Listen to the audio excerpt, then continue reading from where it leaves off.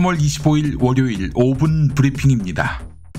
의료계의 집단 반발에 타협은 없다라고 했던 윤석열 대통령이 갑자기 태도를 바꿨습니다. 전공의 면허 정지를 유예한다는 것인데요. 그 의도는 명확합니다. 대통령실이 윤석열 대통령의 이 같은 당부가 한동훈 국민의힘 비상대책위원장의 요청에 따른 것이라고 밝혔거든요.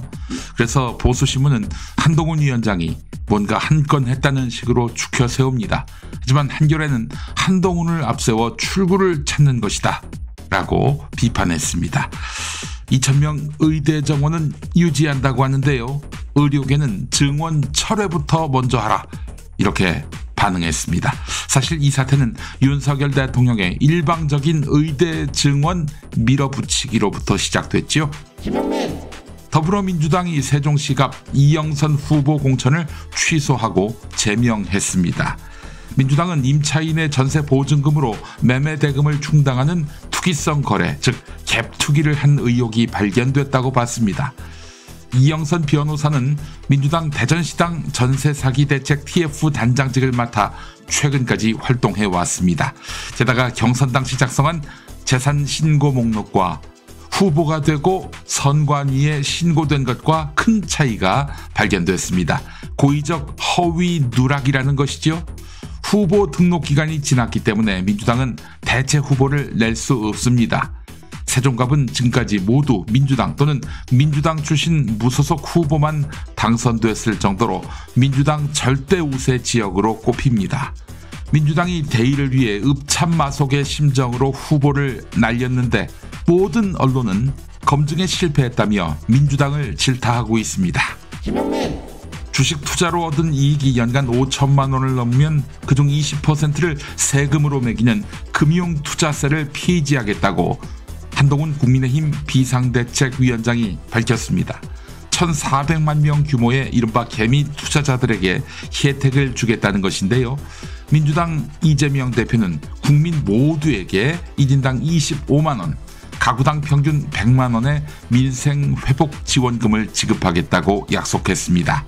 현 정부의 부자 감세나 민생 토론회에서 밝힌 선심성 공약 이행에 드는 1,000조 원만 줄여도 충분히 가능하다 이렇게 밝혔습니다.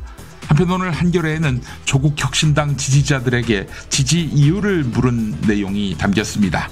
2019년을 전후한 조국 대전 당시의 정치적 입장을 넘어 지금 조국 혁신당이 윤석열 정부와 가장 잘 싸울 수 있는 정당이기 때문에 지지한다라고 입을 모았다고 합니다. 민주당에게 이보다 더 강력한 대여 투쟁 전략이 절실해 보입니다. 여론조사 결과입니다. 부산 경남 최대 격전지 낙동강 벨트의 핵심 승부처인 경남 양산을에서 현역인 더불어민주당 김두관 후보에게 투표하겠다는 응답은 47.2%, 국민의힘 김태호 후보를 뽑겠다는 응답은 40.9%로 나타났습니다.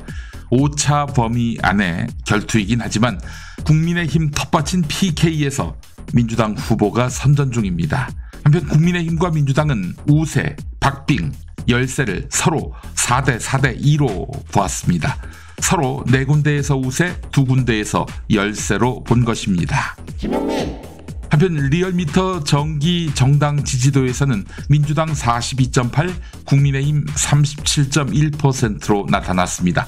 오차 범위 아니긴 하지만 민주당 상승세, 국민의힘 하락세입니다. 관심의 대상인 경기 성남 분당갑에서 이광재 48.4, 안철수 40.5%로 나온 여론조사 결과도 있습니다. 오차범위 밖으로 이광재 후보가 앞서는 결과입니다. 오차범위 경계선 조금 못되게 이광재 후보가 앞서는 결과입니다. 한편 서울 48석을 놓고는 지금 국민의힘이 10석을 넘기느냐 마느냐에 초점이 맞춰져 있습니다. 러시아 모스크바 공연장 테러 사망자 오늘 대부분의 조가는 130명이라고 했는데요. 간밤에 140여 명으로 늘었습니다. 체포된 용의자들은 돈을 받고 벌인 일이라고 자백했는데 누가 지시했는지는 모른다고 주장했습니다.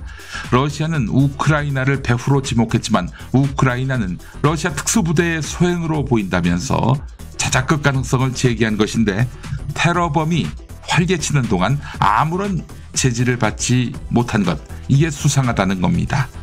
이런 가운데 IS가 우리가 했다고 주장했고 미국도 그러하다고 했습니다. 신문별 주요 뉴스입니다. 올해 9급 공무원 경쟁률이 32년 만에 최저를 기록한 가운데 응시자 4명 중에 1명꼴로 시험을 보지 않았습니다. 중앙일보는 퇴직 공무원 30명 중 15명이 악성 민원 등 감정노동에 대한 환멸을 이유로 사표를 냈다고 전했습니다. 검찰이 압수한 휴대전화에서 범죄 혐의와 무관한 정보를 자체 서버에 보관해온 물증이 나왔지요. 지난 대통령 선거 당시 윤석열 검증 보도를 수사 중인 검찰이 경향신문과 뉴스버스 전현직 기자들을 명예훼손 혐의로 압수수색하면서 이들의 범죄 혐의와 관련 없는 배임 수재 혐의를 영장 표지에 적시한 것으로 확인됐습니다. 두 사건은 증거물, 등장인물 등도 겹치지 않습니다. 윤석열 비판 보도에 대해서 보복한 것이죠. 한겨레 보도였습니다. 방송은 송은이 황현희 씨, 강사 김미경 씨, 금융인 주진영 씨 등이 유명인을 사칭한 온라인 피싱 범죄를 막아달라고 기자회견을 열었습니다. 자신의 이미지 실추는 물론이고 노후 자금과 아르바이트로 모은 돈을 한순간에 날린 피해자가 나오기 때문입니다. 하지만 검찰은 피의자 특정이 어려워 수사를 못한다는 입장이네요. 정권 비판해야만 수사가 가능합니다. 이정섭 대전고검검사 직무대리의 탄핵 심판을 심리하는 헌법재판소가 이정섭 검사 처남의 마약 사건 수사 기록을 확보한 것으로 알려졌습니다. 이 자료가 증거로 채택될지는 오늘 3차 변론 준비 기일에서 다루어질 것으로 보입니다. 경향신문이 보도했습니다.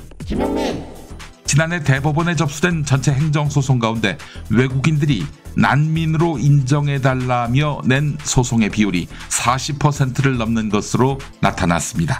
난민 소송을 진행하는 동안 불법 체류에서 벗어나 국내에 머물 수 있다 보니 무분별한 소송이 이어지고 있다는 분석을 동아일보가 싣고 있는데요. 이럴 수밖에 없는 난민의 처지도 고려해 봄직합니다. 이상 5분 브리핑이었습니다.